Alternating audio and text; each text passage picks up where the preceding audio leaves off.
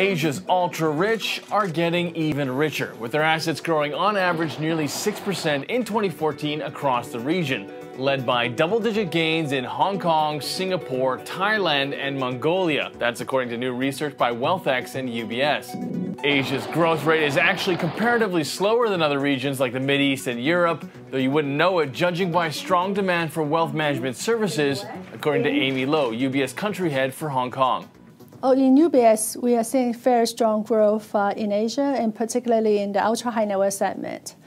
If we look at the net new money, 60% of the year-to-date net new money from our global wealth management business is actually coming from Asia. And Amy, one statistic that really stood out here in Hong Kong, in fact, was the really high level of ultra-rich who are female. What does that say about the city?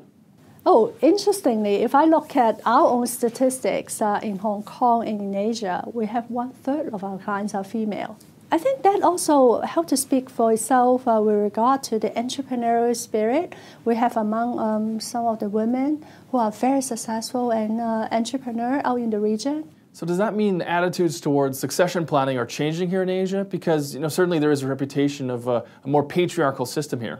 If you look at the number, actually the reason for that kind of high percentage is both coming from self-made women entrepreneur as well as the inheritance. We've been also seeing an increasing participation from the daughters of the family, meaning the female family members participating in managing the family asset. Direct investments seem to be an increasingly important tool in terms of the services you provide. So what are clients looking for in that space? We've been seeing increasing interest in direct investment among our clients, particularly, for example, in the area of high-tech kind of industries in the U.S. and also some of the healthcare industries or companies, particularly related to food, to dairy products.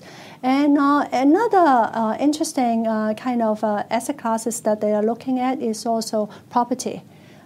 So they are also looking at direct property investment outside of Asia, in Europe, and also in the U.S. Amy, I noticed in the report that a larger percentage of Asia's ultra-rich, some 2/3, have their money locked in the business.